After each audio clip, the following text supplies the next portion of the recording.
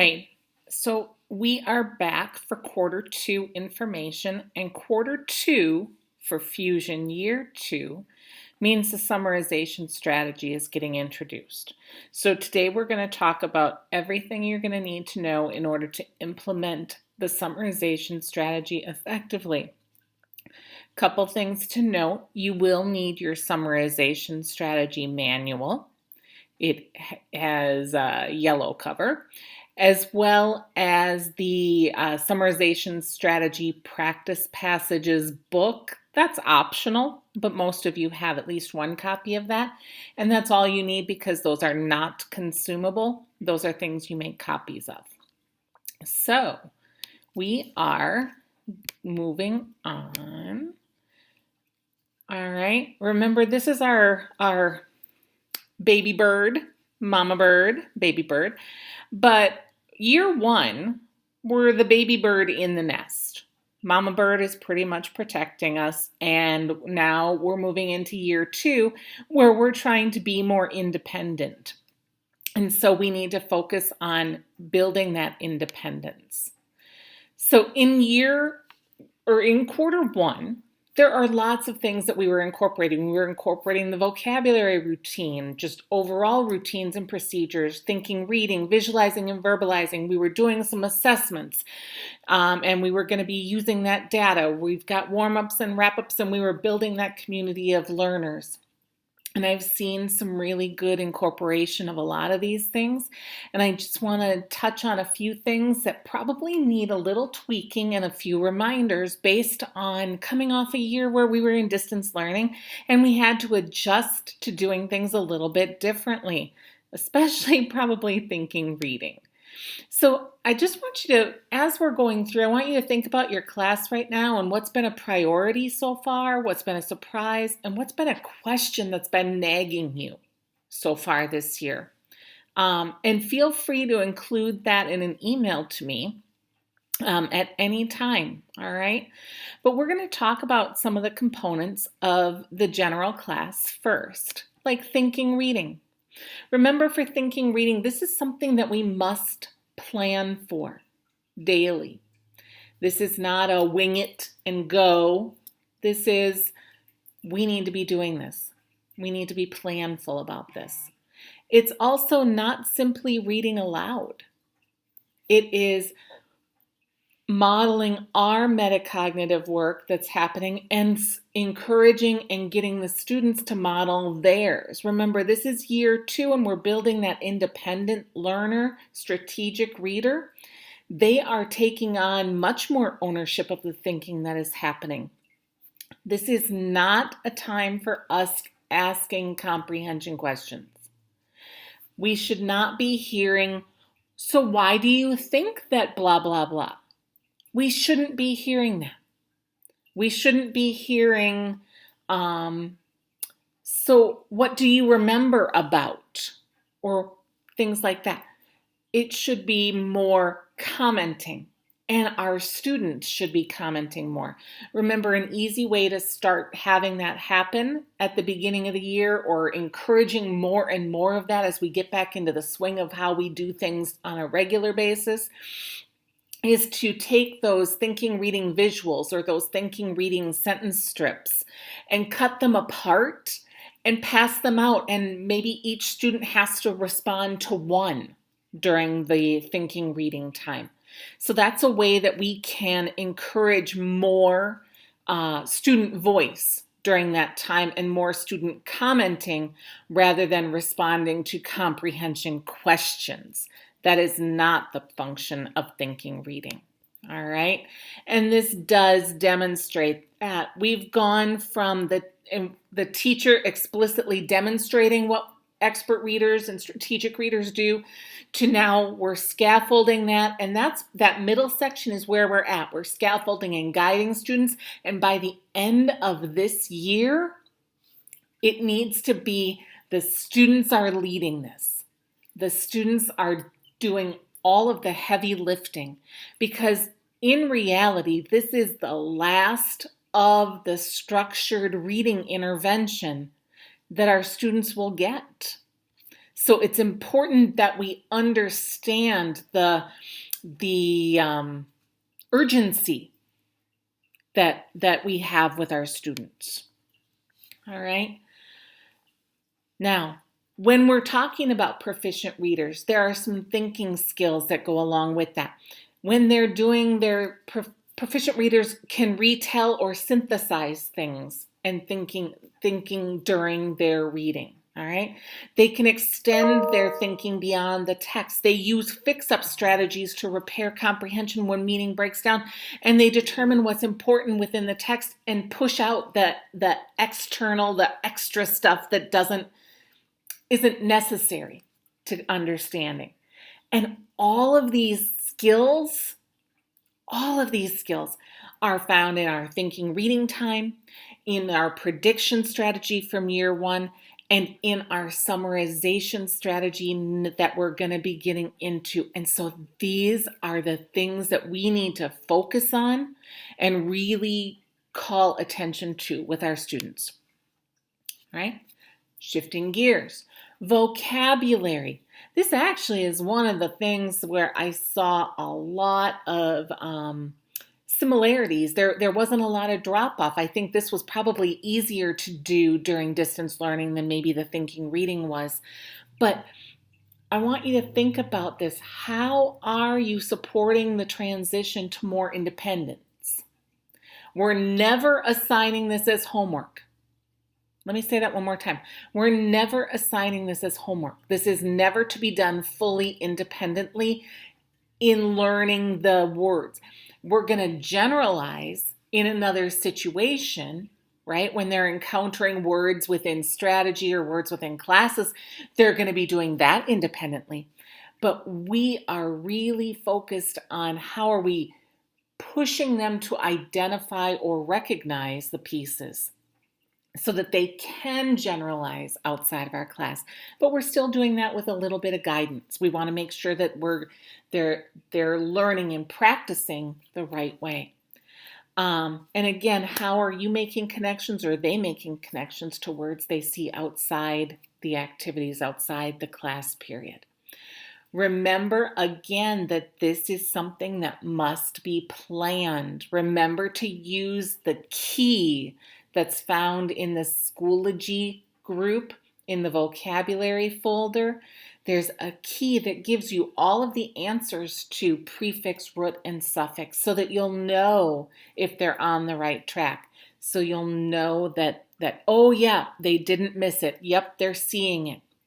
So we need to be utilizing our resources there and being planful as well. All right. And as we get into this, remember back in year one with our students, hopefully you guys remember year one, we did a lot of sentence frames or close writing sentences where we do the structure and then they fill in the blank, or we write them together. And this is the year when we're really pushing to have them do more writing on their own. They're generating the sentences more throughout the year. So that's vocabulary. Take a mental note and see if your kids are on target with where we need to go and where we are at this time. All right, visualizing and verbalizing. Remember this thing that the kids think is just a fun game. Back in year one, we started by just having pictures and no words.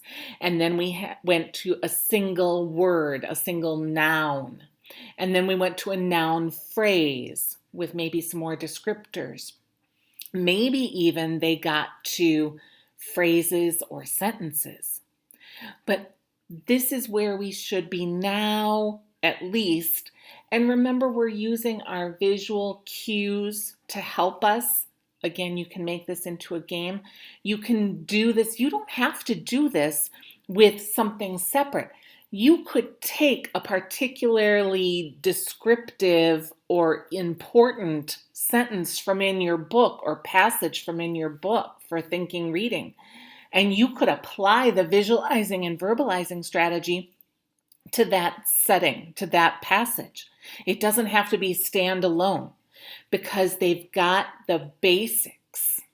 And so now you can show them how to generalize with this skill as well. So take a minute, think about, reflect on where are you with your students? Where are your students? What are your next steps that you need to do in order to be successful in pushing our students to become more independent readers and learners? And now we're going to get into the summarization strategy. This is a big one, and it will last probably, well, for sure, through the second quarter, at least through the second quarter, and possibly into a little bit of third quarter. All right. Remember, everything that we're doing is directly connected to at least one of the standards. And I know that I see this a lot in our English classes, where we are supposed to read closely to determine what the text says explicitly, cite textual evidence, draw conclusions, read and comprehend complex literary and informational text independently and proficiently. So these are the things that the summarization strategy is going to support for our students. And these are some of those high impact standards that are, again, generalizable across all curricular areas. Part of what we need to talk about with summarization strategy is close reading. Close reading really is repeated reading on steroids. All right. Close reading is a careful and purposeful rereading of the text. Close reading allows us to focus on what the author says, what their purpose was, what they're trying to say in between the lines. All right. We're going to do a few reads. The first read is just figuring out the basic reading of it, getting through the text, remembering that in year one, we learned the bridging strategy. And so if there are if there are words that we're not sure how to say, we apply the bridging strategy. We are strategic and we're paying attention to some picture clues and some word clues. But we're doing that. Second time through, we're figuring out how the text worked. What's the purpose of the text? Is it for information? Is it to persuade? Is it to just give a narrative? Something like that. The third read is like, it really gets in there and you dive deep. What are they really trying to say? What is the author's purpose or intent? All right. So in close reading, and you're going to see why it's important that we do this and emphasize it's investigating a short piece of text with multiple reads. You're going to understand when we get into this why the emphasis on short is so important. All right. And then through text-based questioning and discussion, students are able to deeply analyze text and the vocabulary by reading multiple times. There is power in word choice.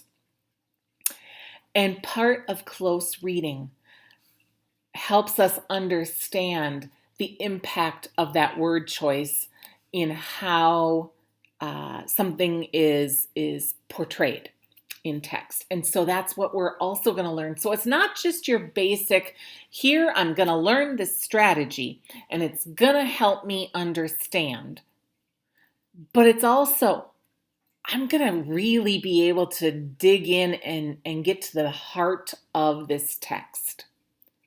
The other thing, close reading, you will know if students are engaging in close reading because it will look messy. There will be annotations all over. Think about some of our AVID strategies and our AVID notations, numbered paragraphs, circles and underlines and notes in the margins, and maybe there's stars and exclamation points and question marks all over.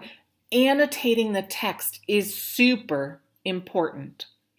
And it really does lead to that closer reading. All right. So here's a picture of the cover of your book. I wanted to give you a visual of the cover so you can find it in your classroom again.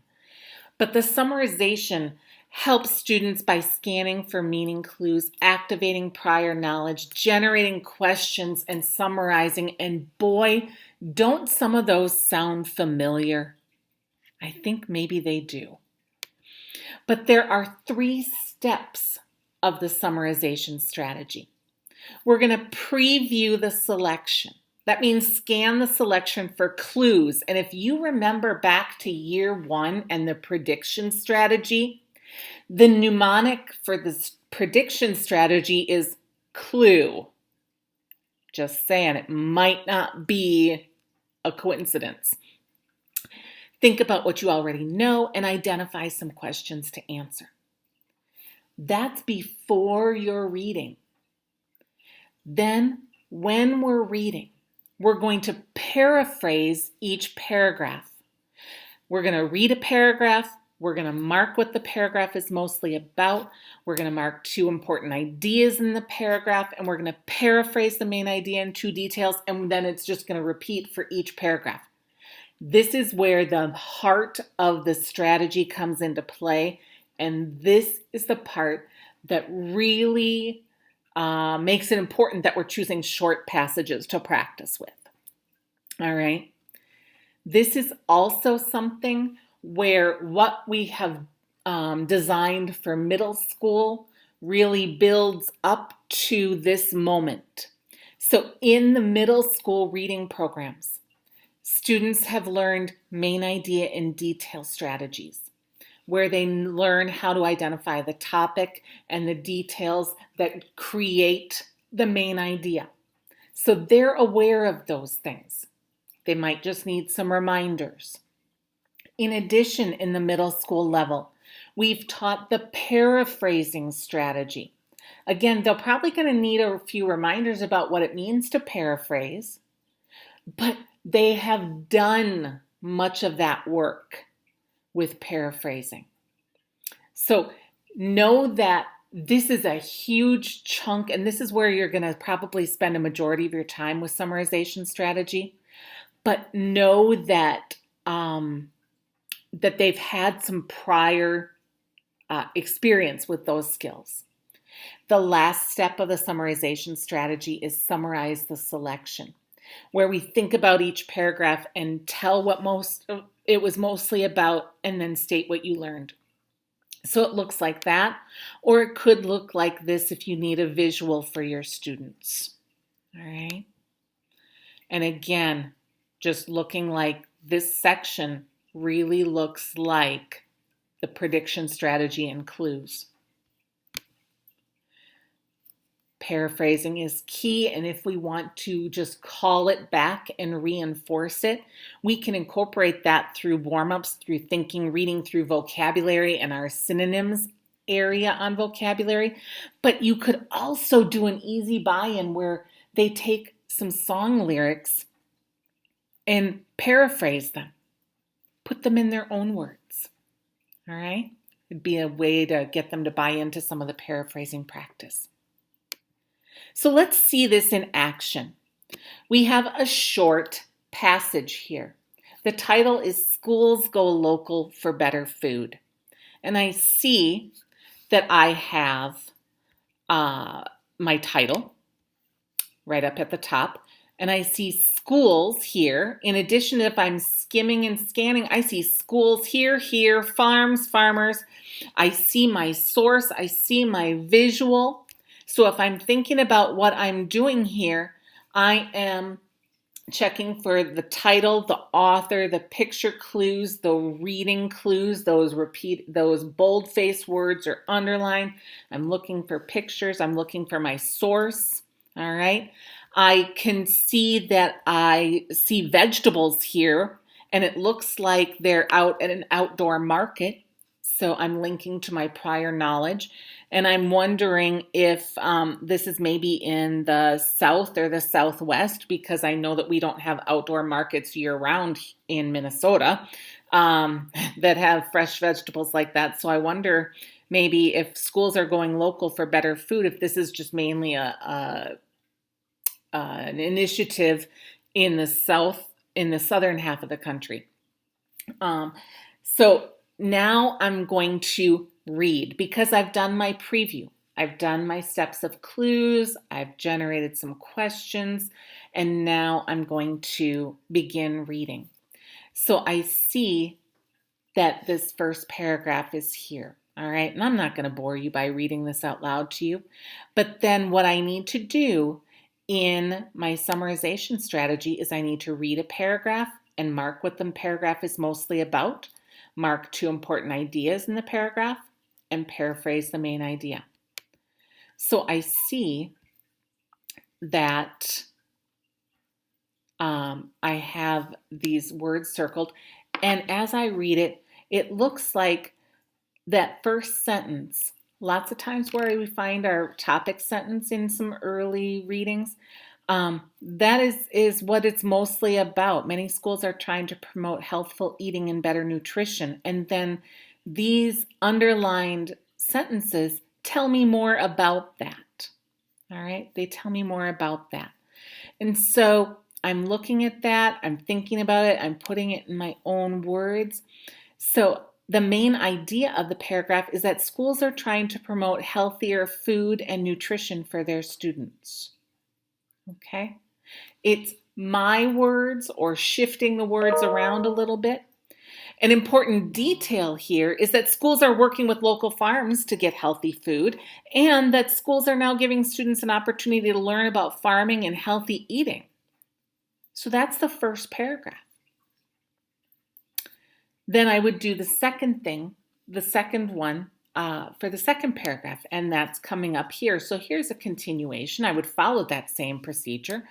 And the main idea of the second paragraph is that school districts are getting help from local farmers to serve healthier food, and that schools are focused on cutting sugar and fat, and that schools are now giving students fresh, tasty food.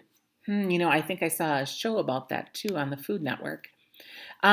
Going on to the next paragraph, I read, I circled, I underlined. The main idea of the paragraph is you can get fresh and tasty food from local farmers, and that the National Farm to School Network helps schools get the food, and the Ventura District, has had successful NFSN, National Farm to School Network program, and students are learning about different foods. So Ventura District is in Ventura, I know, is in California, so I was right. This one is based more in the South and Southwest. So I've found the main idea and a couple details in each paragraph. That's my passage. The last step in the summarization strategy is to summarize. And so you can see that in the bottom part, this selection is about schools making locally grown food available to students. The food is better for you and even tastes great. Just a simple summary. All right. So that's an example, that's an overview of how we would work through it, the steps that you would take. It goes right along with this. Here are 2 different ways that we can keep score when we're doing some scoring later on. All right. If the picture works better for you, that's great. And your students, that's great. If the chart works better, that's fine. All right. But that's an overview. Now let's dive deeper. All right. If we look at this, summarization strategy is made up of 10 lessons. Now, these 10 lessons will take between 10 and 12 weeks, to be real. And as with every strategy in the Fusion reading curriculum, it starts with a pretest. And then we get into introducing it, going through step by step, doing some verbal practice, putting it all together, doing some guided practice, partner practice, independent practice, post-testing, and then generalizing to other situations. And we'll go in depth more in depth with each of those steps in a minute. All right. So there's your manual. It's organized like that. And here's what it will mean. In quarter 2, this is what you're going to need to do. If you have a 7-period day, for example, the change that's going to happen in your class is you're going to shift from doing thinking, reading, and vocabulary every day to doing thinking, reading, or vocabulary in alternating days. The thing that's going to happen every single day is that 20 to 25 minutes of summarization strategy, instruction, and practice. That happens every day. Okay?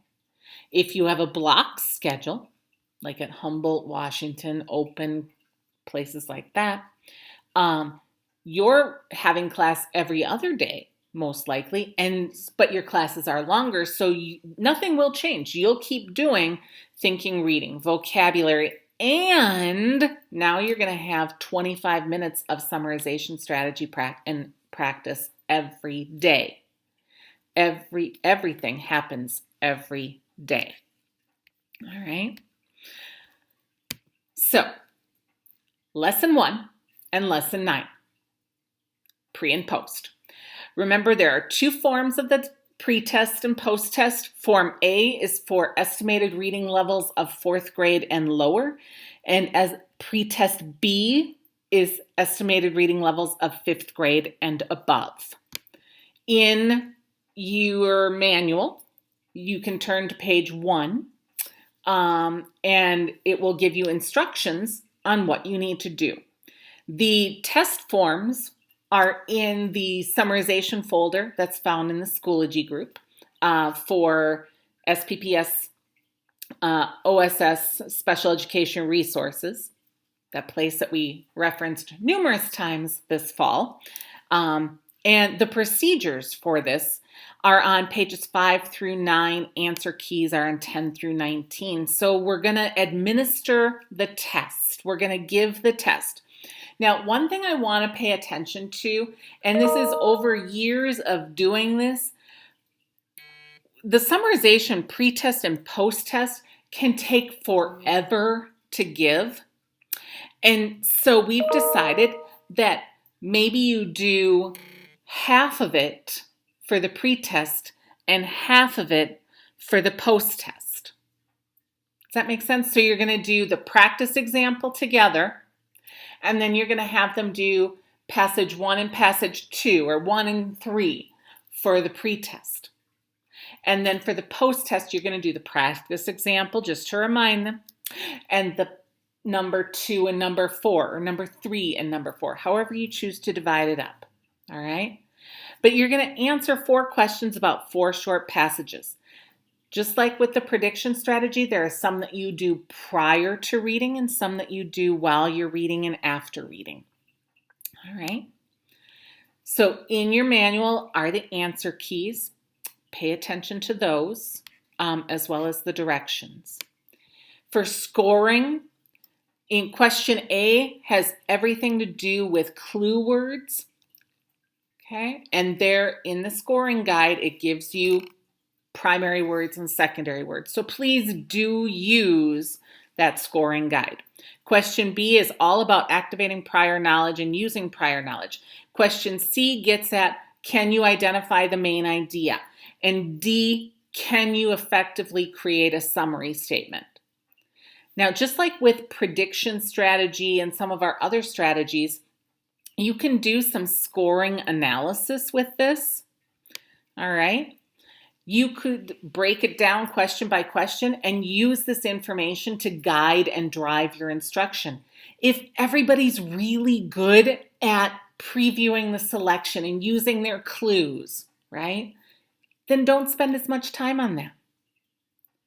But if they're really struggling with bringing in some prior knowledge or recognizing that they have prior knowledge about something, or maybe they're struggling with identifying the main idea versus some tinier details, this is going to drive where your instruction goes and where you spend more time. So use that scoring analysis and break it down and keep track of that for your class. All right. For example, here is a passage. And so question A says, before you read, do this. And question B, C, and D. Here's the passage. They're not that long, but it's the work that goes into it before and after, because here we're saying, in your own words, what's the main idea of paragraph 1? What's the main idea of paragraph 2, paragraph 3, paragraph 4, and putting it all together. And do pay attention to that scoring guide, like I said. All right. And here's what I'm going to say. You might be scoring it differently than someone else that's in your building. What I want you to do is make sure that you're scoring within your class or classes consistently. All right. So that's lesson 1 and lesson 9. Lesson 9 is the post-test. Lesson 2 is where you give an overview, you gain commitment, and you engage in some goal setting. And one of the things that we do here is we make a link to possible selves. And I think that everyone has read We Beat the Streets, connected to Fusion 2. I think that they have. If you haven't, or if you are, that'd be great. But you can click on this link, and there's a video of the 3 doctors, all right, at where they are now. But then also call back their possible selves tree. Remember, we were looking at that this fall, last spring, or when they took Reading Standards 5. Think about that. Who are they? Have them pull that out. Who are they as a learner? Who are they as a person? Who are they at work or at play? What are their hopes and dreams, and what are the things that are really strong characteristics for them and strengths for them, and what are those things that are harboring or inhibiting them? And maybe have them add to it, because this is all about them and seeing their future and seeing their abilities. All right. Remember, part of step 2, lesson 2, is modeling for our students, giving them that overview, kind of like we did with Schools Go Local for Better Food, like I did at the very beginning for you. But you're going to go in more depth, and you're going to model that whole thing right here, just like I did, for them.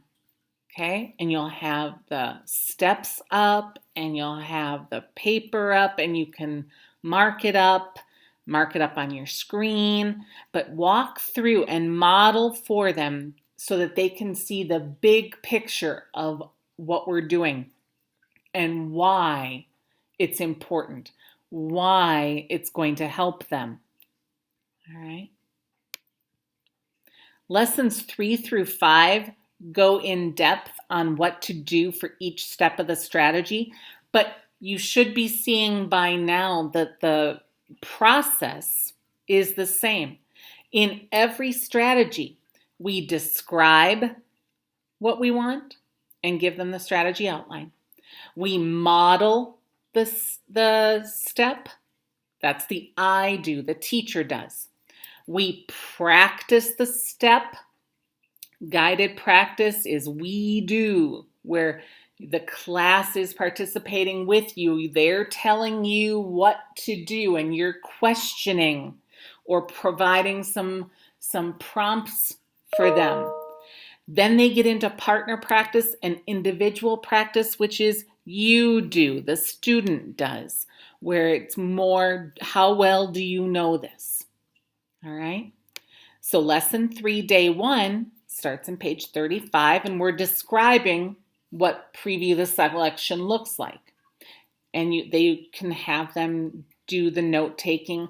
You could even set this up so it's like a close note taking time, or you could just give them the sheet that's already filled in, like this one, and they could highlight the key words. So either option is fine. Any of those options is fine. All right. So that's day 1. Remember, we're talking about 20 to 25 minutes. So it's not an entire class period. It's 20 to 25 minutes because we're still doing all our other elements. Lesson 3, day 2, we're modeling for them. And we're introducing the summarization response sheet. It's just the way of tracking our information, and our score sheet for when we get into doing some partner practice. So we're teaching them how to mark and score. Here's one that you can use to model. All right. This is an example of a passage from the student book for summarization strategy. It is not consumable again, remember. This is not something that they're going to write on. What I might do is make copies of several passages. Another way that you could get information or get resources would be go to Newsela, Wonderopolis, ReadWorks, any of those things with leveled passages with comprehension questions. The comprehension questions are important, all right? So we're modeling. Lesson 3, day 3 through 5, we're using a different passage. Notice this is the second passage that we're using, and we're going to do guided practice where we elicit some, okay guys, so I've done this. What's my first step? Okay, what does that look like? What do you see? Okay, and you're eliciting some responses and modeling your thinking. Then we're getting into partner practice on day 4. Where partners are scoring each other and students are recording their progress. Okay, and so the progress sheets, all of the sheets that are shown on this screen are found in the Schoology folders. And then day 5-ish starts individual practice, and that's where the teacher is doing the monitoring, and the teacher has her own sheet where she's got her students and what passage they're doing and how well did they do with the using the preview step, checking it off all the way through this preview step, and what is their comprehension related to that, okay? Or what is their score of that? So we're doing that. And teachers are keeping track of that and remembering what level students are on, because we're going to be talking about with each step that we talk about in a strategy, and each time we're practicing it and practicing it and practicing it, our goal is to bump up our students' passages by 2 grade levels during that step of the strategy. That's our goal. So we all know that our students aren't learning and going to master this at the same time. So as you're going around, you've got a sense of which students are really picking this up quickly and which are struggling a little bit more. So you're going to start out with hitting up the ones that are really picking it up quickly, and then you're going to give them a passage that's a little bit more difficult, and they can practice the strategy with that. And then, okay, now I'm ready. Now some of my other kids are ready, so I'm going to go on to them. When you've got all your kids that have mastered that step, or close to mastered that step, then we're going to go on to the next step. We're going to go on to lesson 4. All right. But our goal is to constantly be pushing to more difficult text. Lesson 4 usually takes about 6 days. Again, it's following the same process. We're explaining, paraphrase each paragraph. We're modeling. We're doing guided practice. We're doing partner practice. We're doing individual practice. Following the whole thing. Again, if you want to have them write out the outline, you can. If you want to give them something that they can highlight, great. Doesn't matter. If your students need the visual version with fewer words, that's great too. All of those things are available. All right. So notice that when we're modeling, we're back to using that first passage that we used to model the first step, because we hadn't done anything else except for preview. So now we're taking this, okay, we've already previewed this. Now I'm just focusing on paraphrase the paragraph. So I've done the preview, now I'm going to read the paragraph. And then I'm going to do the work, and then I'm going to read another paragraph, and then I'm going to do the work. All right? So you're going to be making copies of, maybe you make a packet of articles, but you're going to be using those packet of articles multiple days for multiple purposes. All right. Lesson 5, you're going to explain, summarize the selection, modeling, guided practice, partner practice, individual practice. Same thing, same repetition. All right. Still going with the same passages. All right. Because you're using them once for each step, you'll save time by not having to go back and redo the previous steps, and not having them have a million copies of different articles floating around. All right. Lesson 6, here's where we deviate just a little bit from what the manual says, but here, let me explain why. Because they have you do a verbal practice written quiz, and that is an oxymoron in my world, so we don't do that. The important thing is we're getting to automaticity. We're getting them to understand what are the steps, boom, boom, boom, boom, boom. What do I need to do? So it's a quick test to be sure students can verbalize. You could do it as a warm-up activity, a Kahoot activity, a sorting activity. It's just to make sure they're getting more automatic with the steps and being able to implement it. All right. Lesson 7 is where we put it all together. And just like with every other step, we are explaining it and modeling all of the steps. All right. You are going through the entire strategy, again, making sure you have a short passage. And notice that for the first time, our comprehension questions are making an appearance. Okay. We still have our score sheet. And as we're modeling, it would be great if our students were scoring us so that they get practice scoring. All right.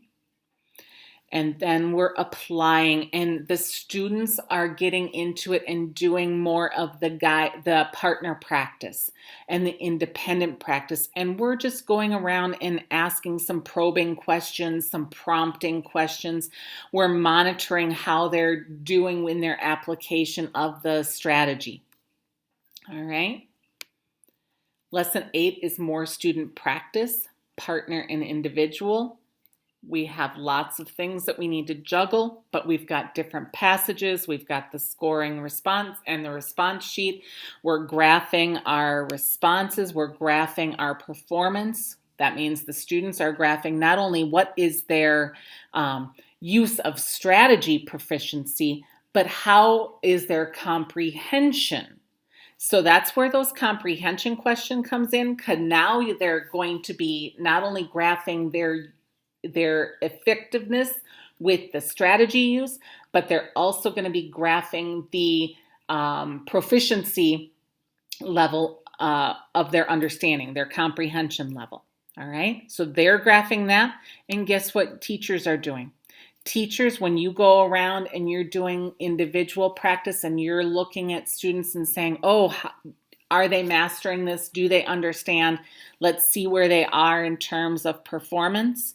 You are keeping track on your sheet as well. You're keeping track of the level. You're keeping track of how they did with the understanding and utilizing the strategy, as well as how they're performing with their understanding. And you're doing that.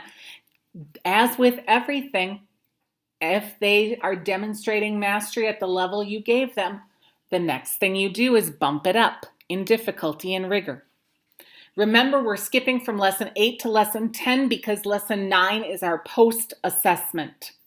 So going back to that, lesson 10 is our generalization step, and the whole purpose is to help them apply this outside of a structured practice activity. How can I utilize this in math? How can I utilize this in English? How can I use this in science, in social studies, in economics, in my electives? Anything that we need to do some reading and understanding. How can I utilize this strategy so that I can improve my understanding? So this lesson 10 goes through an overview, and it's really important that we get to that so that they can understand the value of this. Okay, why is it relevant and meaningful to me today? So Our timeline for summarization, we are starting this at the beginning of quarter 2, November 14th. It will probably go 10 to 12 weeks. So more than a quarter. All right. And within that timeline, I know that we might need to do some small group response to intervention. We might have some skill gaps that we need to fill in. And so being able to figure out how to incorporate some of those intervention groups within our daily schedule, we could, if you wanted to, alternate thinking, reading, and vocabulary and insert an intervention group time for that 15 minutes. So maybe instead of doing thinking, reading, and vocab, you could alternate them and have that extra 15 minutes be an intervention group time. So that's a way that we could incorporate some of that. So I know that this is a lot of information in a really short amount of time. It is in video format, so you can go back and listen to it again. It is and will be included, the PowerPoint will be included in the Schoology course so that you can go back and look at it again. And as always, if you have any questions, your first line of defense should be another teacher in your building that teaches this. Your second line of defense should be your special ed building coach. And your third line of defense should be emailing or texting me. All right. The last thing I need you to do is in the Schoology, or actually attached to this email, will be the link for this Google form that will help me know what gaps there still are, what questions there still are. It's a way for us to communicate since we can't be together for in-person training. But it's the best I can come up with at this point. I wish you well. I wish you peace. I wish you calm. And I wish you all the best as you engage in this instruction to help our students become more independent and strategic learners and thinkers.